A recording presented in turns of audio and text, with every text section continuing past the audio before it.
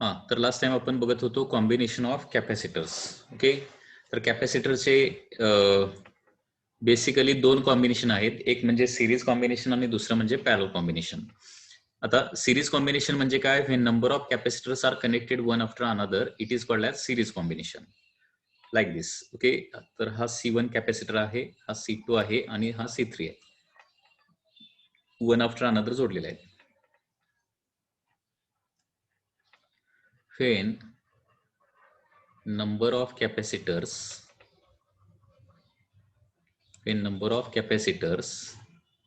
are connected one after another, it is called as series combination. Okay, जर number of capacitor one after another जोडली तर त्याला काय म्हणायचं? सिरीज कॉम्बिनेशन असं म्हणायचं, series combination of the capacitors. ठीक आहे. आता अनेक कॅपॅसिटर सिरीज मध्ये जोडले तर त्याची इक्विव्हॅलंट कॅपॅसिटी काय असणार आहे, हा आता क्वेश्चन आहे. Okay, so equivalent capacity of the series combination.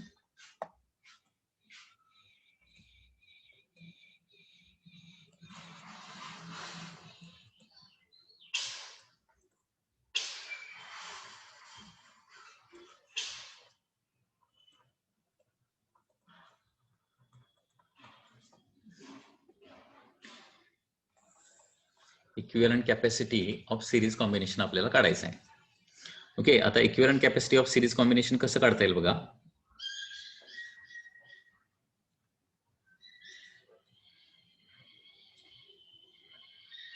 तर त्याच्यासाठी काय करूया, 3 कॅपॅसिटर घेऊया आणि ते सिरीज मध्ये जोडायचे आहेत, like this.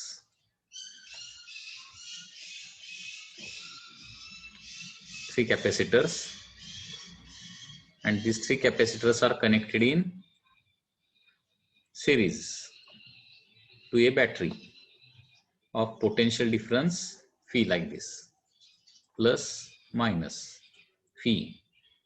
This is C1, this is C2 and this is C3. Okay, आता हे बॅटरीचं पॉझिटिव्ह टर्मिनल काय करणार, C1 या कॅपॅसिटरला काय करणार, C1च्या कॅपॅसिटरच्या एका प्लेटला काय करणार आहे, पॉझिटिव्ह चार्ज Q देणार, प्लस Q. आता एका प्लेटवर पॉझिटिव्ह चार्ज डेव्हलप झाला तर तेवढाच काय होणार आहे, निगेटिव्ह चार्ज दुसऱ्या प्लेटवर तयार होतो, मायनस Q चार्ज. आता इथं C1च्या लेफ्ट प्लेटला मायनस Q चार्ज तयार झाला तर C2च्या म्हणजे C1च्या राईट प्लेटला मायनस Q तयार झाला तर C2च्या लेफ्ट प्लेटला काय होणार आहे, प्लस Q चार्ज डेव्हलप होणार. तसं C2च्या राईट प्लेटला काय होणार आहे, मायनस Q चार्ज. तसं C3च्या लेफ्ट प्लेटला काय होणार आहे, प्लस Q चार्ज.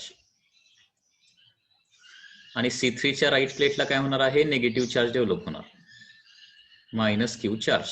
ओके, म्हणजे सिरीज कॉम्बिनेशन मध्ये काय होतं लक्षात घ्या, सगळ्या कॅपॅसिटरवर चार्ज इक्वलच असतो. जरी त्यांच्या कॅपॅसिटी डिफरंट असल्या तरी सगळ्या कॅपॅसिटरवर काय होतो, एक्झॅक्टली तेवढाच चार्ज काय होतो, डेव्हलप होतो. ठीक आहे, सिरीज कॉम्बिनेशन मध्ये.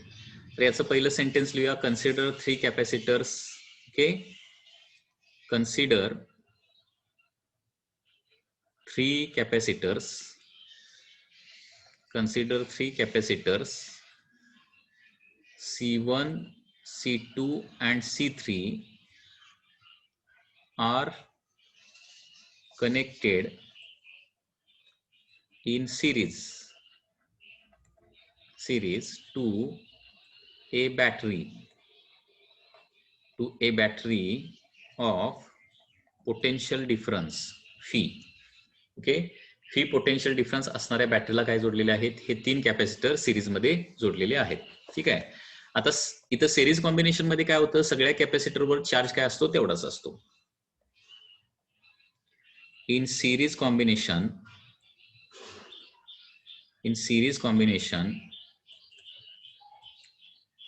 Charge on all capacitor, charge on each capacitor म्हणूया, charge on each capacitor is same. Okay, सगळ्यांच्यावर चार्ज काय असतो तेवढाच असतो. म्हणजे फॉर एक्झाम्पल देअरफोर असं लिहू शकतो मी, पहिल्या कॅपॅसिटरवरचा चार्ज Q1 असेल, दुसऱ्यावरचा Q2 असेल आणि तिसऱ्यावरचा Q3 असेल. ठीक आहे, तो काय असणार आहे, Qच असणार आहे. प्रत्येक कॅपॅसिटरवर चार्ज काय असणार आहे तेवढाच असणार आहे. Charge on each capacitor is same, that is Q. आता सिरीज कॉम्बिनेशन मध्ये आणखी काय होतं, बॅटरीचा जो पीडी आहे तो बॅटरीचा पीडी काय होतो, तिघांच्या मध्ये डिस्ट्रीब्यूट होतो. म्हणजे पहिल्या कॅपॅसिटरला सपोज F1 असेल, दुसऱ्या कॅपॅसिटरला F2 असेल आणि तिसऱ्या कॅपॅसिटरला पीडी काय असेल, F3 असेल. तर हा जो टोटल फी जो आहे ना, ह्या तिघांच्या मध्ये डिस्ट्रीब्यूट होणार, म्हणजे phi is equal to F1 plus F2 plus F3 येणार. ओके,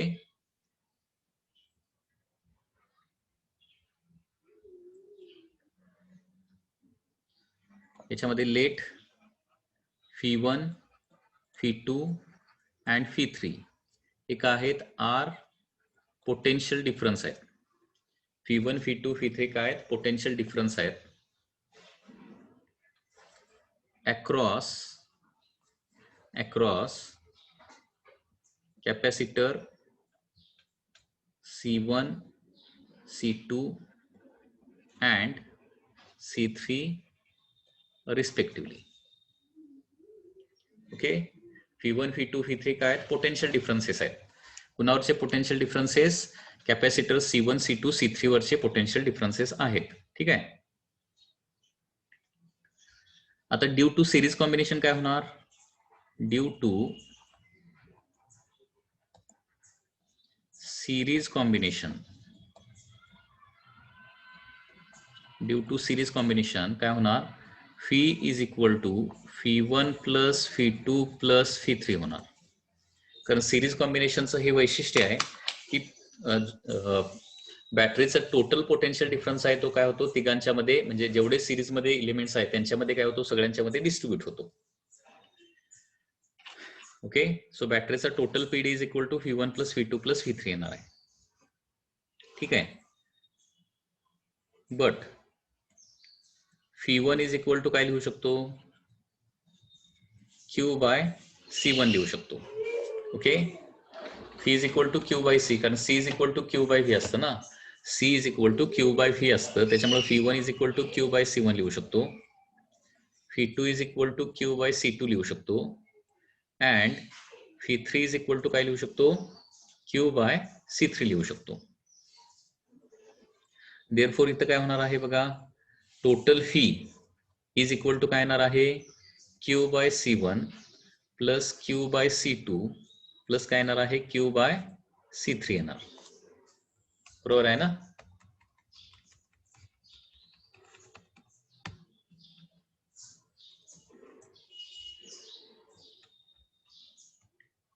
देअरफॉर इथे लिहू शकतो phi is equal to Q by C1 plus Q by C2 plus Q by C3 असं मी लिहू शकतो. ठीक आहे, त्याचबरोबर आता इक्विव्हॅलंट कॅपॅसिटी काढायचं, म्हणजे तिघांच्या ऐवजी एकच कॅपॅसिटर मी इथं लावला. Suppose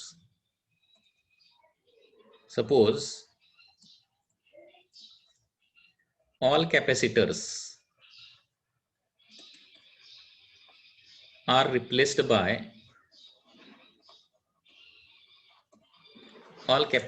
replaced by single capacitor.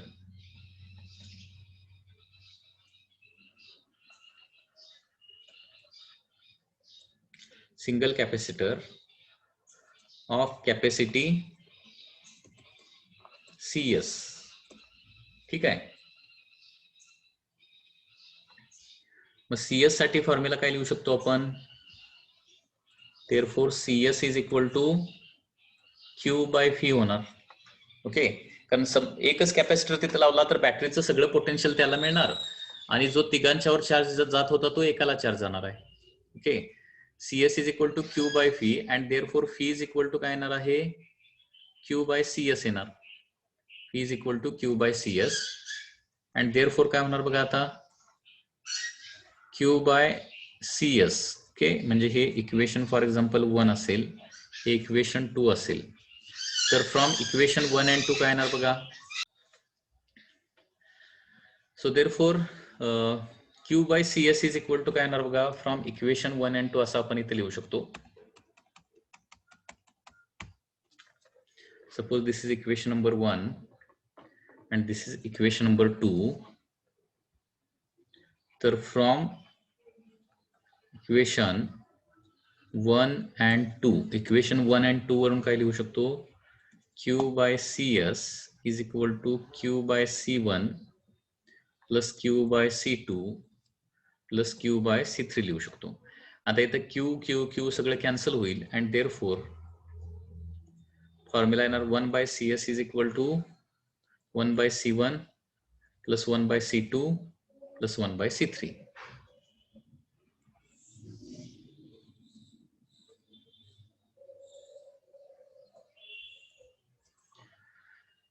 Okay, तर इक्विव्हॅलंट कॅपॅसिटीचा या पद्धतीने हा फॉर्म्युला येणार आहे. म्हणजे अनेक कॅपॅसिटर आपण सिरीज मध्ये जोडले, ओके, तर इक्विव्हॅलंट कॅपॅसिटी या पद्धतीने येणार. ओके, इथे लिहू शकतो मग सिमिलरली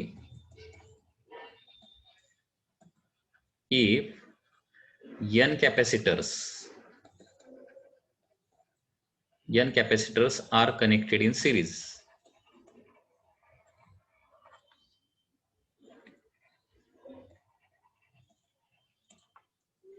तर फॉर्म्युला काय येणार, 1 by CS is equal to 1 by C1 plus 1 by C2 plus 1 by C3 up to काय येणार आहे 1 by CN येणार. अनेक कॅपॅसिटर आपण सिरीज मध्ये जोडले तर इक्विव्हॅलंट कॅपॅसिटीचा या पद्धतीने फॉर्म्युला येणार आहे. म्हणजे रेझिस्टन्सेसचे जे फॉर्म्युले आहेत ना त्याच्याबरोबर एक्झॅक्टली अपोजिट आहे. रेझिस्टन्सेसला सिरीजला काय फॉर्म्युला होता, RES is equal to R1 plus R2 plus R3 plus R4 या पद्धतीने होता, बरोबर. आणि पॅरललला काय होता, 1 by RP is equal to 1 by R1 plus 1 by R2 and so on. तर रेझिस्टन्सचा पॅरललचा फॉर्म्युला कॅपॅसिटरला काय येतोय, सिरीज मध्ये येतोय. ओके, पुन्हा एकदा शॉर्ट मध्ये सांगतो मी. इन शॉर्ट, पहिली गोष्ट म्हणजे V1 V2 V3 लिहिलं तरी चालेल. V1 V2 V3 किती असणार आहे, तर C चा फॉर्म्युला काय असतो, Q by V असतोय. अँड देअरफोर काय होणार आहे, V is equal to Q by C येणार. C आणि V फक्त काय केलेले आहेत, इंटरचेंज केलेले आहेत. V is equal to Q by C. So पहिल्या कॅपॅसिटरचं पोटेन्शियल येणार Q by C1, कारण सगळ्यांच्यावर चार्ज तेवढाच आहे. दुसऱ्यावरचा येणार आहे Q by C2. तिसऱ्यावरचा चार्ज येणार आहे Q by C3. ओके, त्याचबरोबर सिरीज कॉम्बिनेशन मध्ये काय होतं, V is equal to V1 plus V2 plus काय होतं V3 होतं. त्याच्यामुळे V इज इक्वल टू काय येणार आहे, Q by C1 plus Q by C2 plus Q by C3 होणार. ठीक आहे. त्याचबरोबर V म्हणजे काय येणार आहे, Q by CS पण येऊ शकतं. म्हणजे इक्विव्हॅलंट कॅपॅसिटी जर CS असेल तर CS is equal to Q by V येणार आणि V is equal to Q by CS येणार. So Q by CS is equal to Q by C1 plus Q by C2 plus Q by C3. त्याच्यामुळे सगळं Q cancel होणार आणि final formula येणार 1 by CS is equal to 1 by C1 plus 1 by C2 plus 1 by C3. So this is the final formula.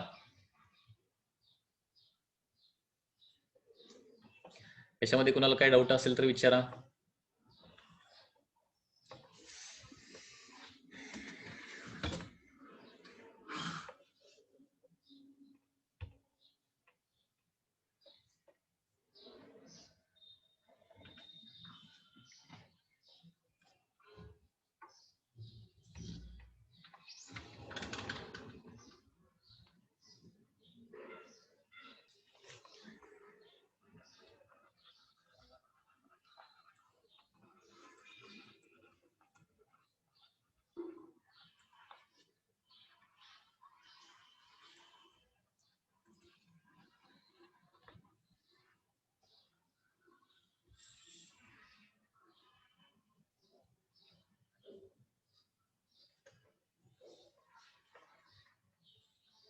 पॅरल combination of capacitor.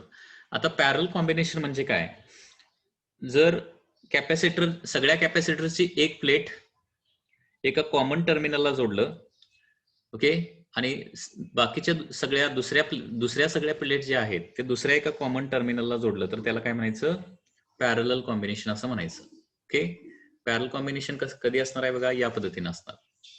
So this is the first capacitor, this is the second capacitor, this is the third capacitor. Okay, या पद्धतीने number of capacitors आहेत. Okay, ज्यावेळी काय करणार आपण, सगळ्या कॅपॅसिटरच्या लेफ्ट हँड साइडच्या प्लेट एका कॉमन टर्मिनलला जोडणार आणि राईट हँड साइडच्या प्लेट एका दुसऱ्या कॉमन टर्मिनलला जोडलं. ओके, तर त्यावेळी काय म्हणायचं, त्याला पॅरलल कॉम्बिनेशन असं म्हणायचं. This is called as parallel combination. So this is terminal A, this is terminal B. Okay, म्हणजे when number of capacitors are connected between two common points, that is called as parallel combination. याची definition अशी होणार आहे, when number of capacitors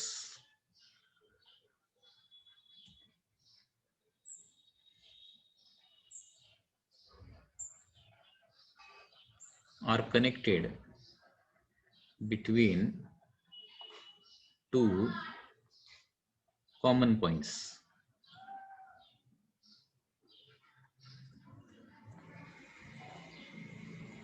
it is called as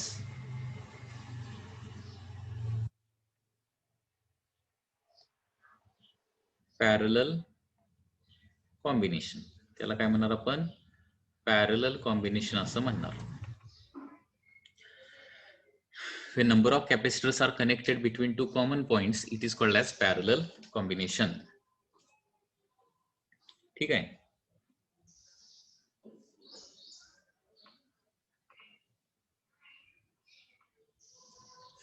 आता आपल्याला काढायचं आहे equivalent capacity of the parallel combination.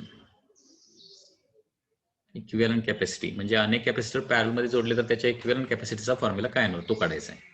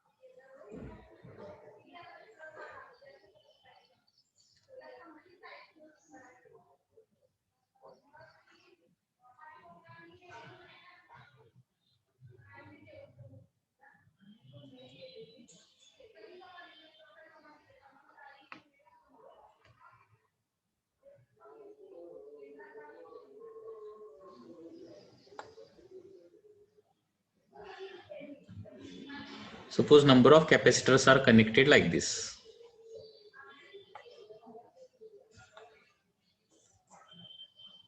Okay,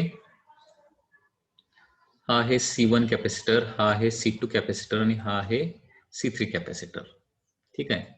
आता पॅरल कॉम्बिनेशन मध्ये बॅटरीचं जे पोटेन्शियल असणार तेच पोटेन्शियल काय होणार आहे, प्रत्येक कॅपॅसिटरला मिळणार आहे. बॅटरीचं जे पोटेन्शियल असेल तेच पोटेन्शियल प्रत्येक कॅपॅसिटरला मिळणार आहे.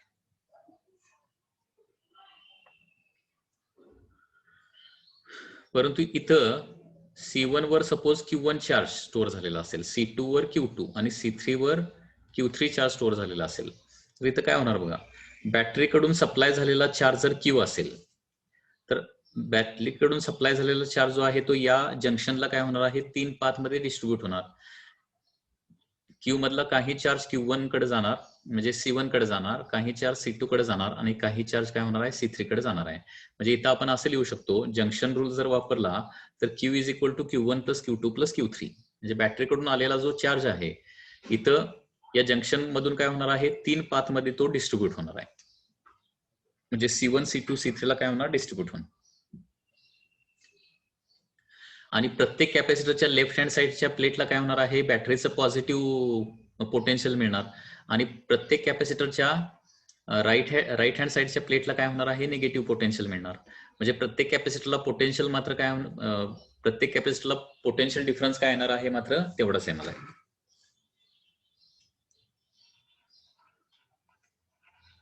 Consider 3 capacitors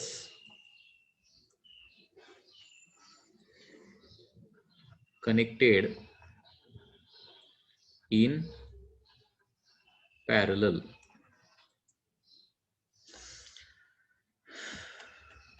Consider 3 capacitors of capacity C1, C2 and C3 are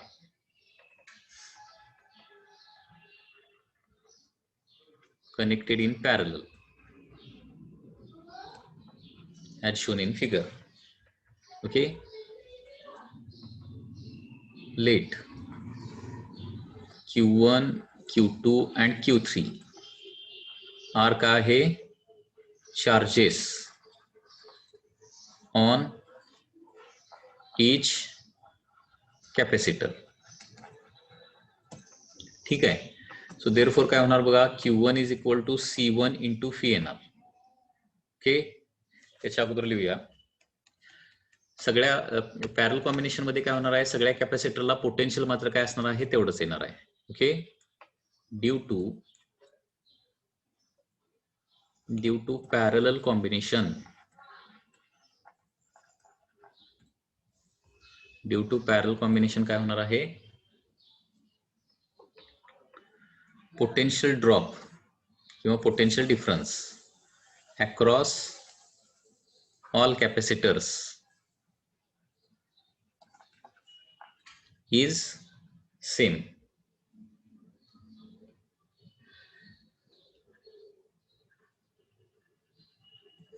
सगळ्या कॅपॅसिटरचा पीडी मात्र काय असणार आहे, तेवढाच असणार आहे.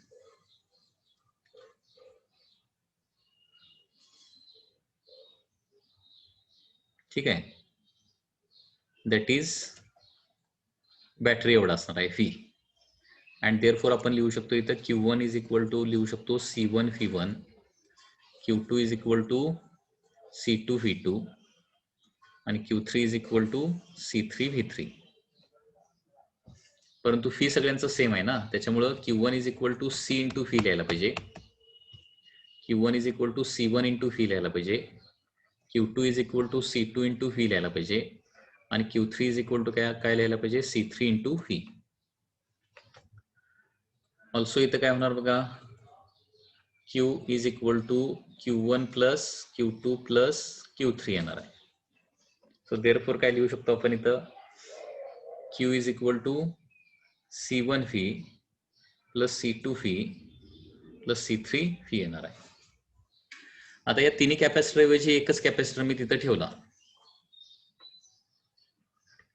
If all capacitors are replaced bye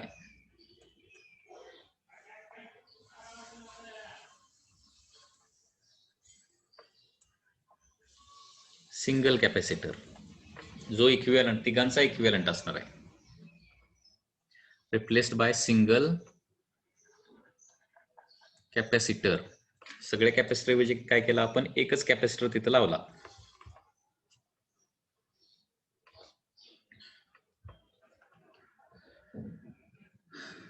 of capacity CP या एकाच कॅपॅसिटीचा लावला तर काय होणार आहे, देअरफॉर सगळं त्याला व्होल्टेज मिळणार नाही, सगळा एकाला चार्ज मिळणार आहे. तर सीपी इज इक्वल टू काय येणार आहे, क्यू बाय व्ही येणार. So therefore Q is equal to काय होणार आहे, सीपी इंटू व्ही येणार. Q is equal to CP into V. And therefore काय होणार बघा, CP into phi is equal to C1 into phi plus C2 into phi plus C3 into काय होणार आहे, फी होणार. अँड फी सगळं cancel होईल आणि सीपीचा फॉर्म्युला येणार आहे C1 plus C2 plus C3.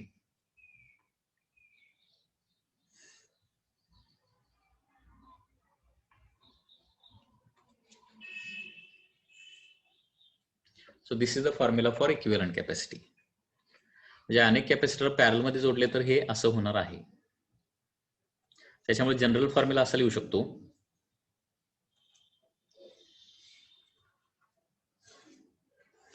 If n capacitors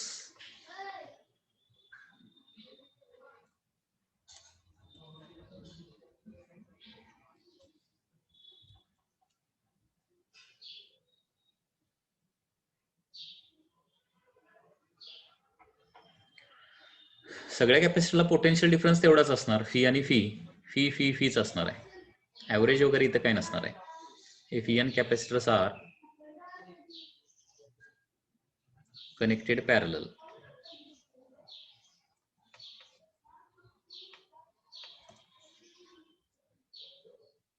Cp is equal to काय येणार आहे, C1 plus C2 plus C3 up to Cn. याच्यामध्ये काय डाऊट असला विचारा. हे बघा, पॅरल कॉम्बिनेशन मध्ये सगळ्या कॅपॅसिटरला काय होतो, पीडी तेवढाच जातो. तेवढाच पीडी का जातो, तर समजा हे 3 कॅपॅसिटर पॅरल मध्ये जोडलेले आहेत. 3 कॅपॅसिटर कसे जोडले आहेत, पॅरल मध्ये जोडलेत एका बॅटरीला. बॅटरीचा पीडी किती आहे, 6 व्होल्ट आहे सपोज, 6 व्होल्ट. त्याचा निगेटिव्ह टर्मिनलला काय करा, 0 व्होल्ट ऍझ्युम करा आणि पॉझिटिव्ह टर्मिनलला काय करावं लागेल मग, 6 व्होल्ट. पीडी 6 व्होल्ट म्हणजे बॅटरीचं एक टर्मिनल 0 व्होल्टला असेल, नेगेटिव्ह टर्मिनल 0 व्होल्टला असेल तर पॉझिटिव्ह टर्मिनल 6 व्होल्टला असणार. आता इथून इथपर्यंत मध्ये कुठंच रेझिस्टन्स वगैरे नाहीये, म्हणजे हे 6 व्होल्ट ऍज इट इज काय होणार आहे, इकडे जाणार. म्हणजे इथं 6 व्होल्ट येणार, इथं 6 व्होल्ट येणार आणि इथं काय होणार आहे, 6 व्होल्ट येणार. डायरेक्टच 6 व्होल्टला जोडलेत ना. हे बघा, 2 पॉइंट च्या मध्ये रेझिस्टन्स अजिबात नसेल तर त्या पाथवरच्या सगळ्या पॉइंटला पोटेन्शियल काय असतं, तेवढंच असतं. आता राईट हँड साईडच्या बॅटरीचं राईट हँड साईडचं टर्मिनल जे आहे ते 0 व्होल्टला आहे, म्हणजे आणि राईट हँड साईडचं टर्मिनल आणि प्रत्येक कॅपॅसिटरची राईटची प्लेट यांच्यामध्ये कुठलाही रेझिस्टन्स नाहीये. त्याच्यामुळे सगळीकडे पीडी किती जाणार आहे, 0 व्होल्ट. त्यामुळे पहिल्या कॅपॅसिटरला पीडी किती आला, 6 व्होल्ट, दुसऱ्याला 6 व्होल्ट आणि तिसऱ्याला पण 6 व्होल्ट आला.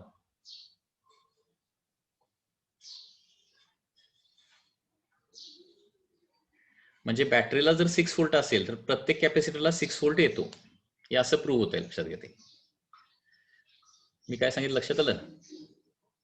पॅरल कॉम्बिनेशन मध्ये कारण बॅटरीचं पॉझिटिव्ह टर्मिनल डायरेक्ट प्रत्येक कॅपॅसिटरच्या लेफ्ट प्लेटला जोडलेला आहे. म्हणजे बॅटरीच्या पॉझिटिव्ह टर्मिनलला जी प्लेट आपण कंडक्टर जोडणार त्याला 6 व्होल्ट येणार ना. म्हणजे सगळ्या लेफ्ट प्लेट 6 व्होल्टला आल्या, सगळ्या राईट प्लेट किती व्होल्टला आला, 0 व्होल्टला आल्या. त्याच्यामुळे प्रत्येक कॅपॅसिटरला पीडी किती आला, 6 व्होल्टच आला. जेवढा बॅटरीला आहे तेवढाच प्रत्येक कॅपॅसिटरला पीडी येणार.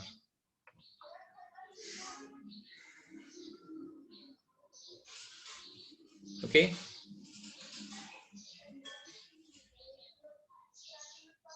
आणखी काय doubt?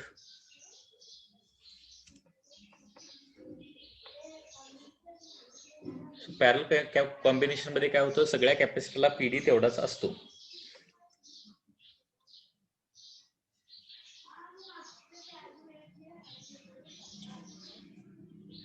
Six volt will not be able to draw current. 6 volt current का ड्रॉ करू शकत नाही.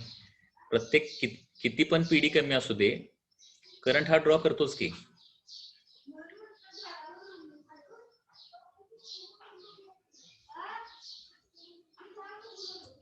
रेझिस्टन्स कुठं आहे या पाथमध्ये, एक पण रेझिस्टन्स नाहीये. आणि कंडक्टर आहे ना, कंडक्टर हा, हे सगळे कंडक्टर आहेत. कॅपॅसिटरला जोडायला काय वापरलंय, करंट फ्लो होणार नाही. इथं करंट फ्लो होणार नाही, चार्ज फक्त काय होणार जाऊन, म्हणजे कॅपॅसिटर जोपर्यंत फुल्ली चार्ज होत नाही तोपर्यंतच करंट फ्लो होणार, त्याच्यानंतर करंट फ्लो होणार नाही. एकदा कॅपॅसिटर फुल्ली चार्ज झाले म्हणजे प्रत्येक कॅपॅसिटरचं व्होल्टेज काय झालं, 6 व्होल्ट झालं, तर तिथून पुढे करंट सर्किट मधला बंद पडणार. सगळे व्हिडिओ आज अपलोड केलेले आहेत. ओके, फक्त प्लेलिस्ट मध्ये टाकायचे राहिले असतील. सगळे व्हिडिओ अपलोड ऑलरेडी केलेले आहेत. ठीक आहे. आफ्टर 5 म्हणजे 5 सप्टेंबर नंतर फक्त सबस्क्रायबरला ते व्हिडिओ दिसणार आहेत. त्याच्यामुळे काय करा, सबस्क्राईब करून ठेवा. तर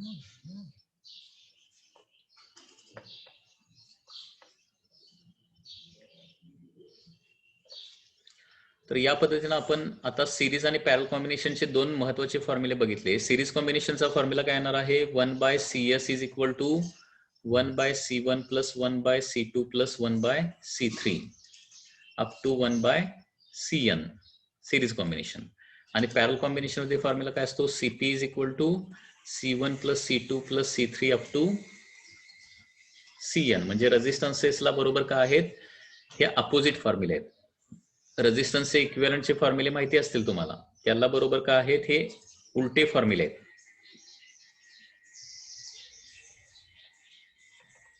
हा प्लेलिस्टला नाहीत पण अपलोड केलेले आहेत. प्लेलिस्टला सगळे व्हिडिओ काय करतो आता अपलोड करतो. ठीक आहे ना. हा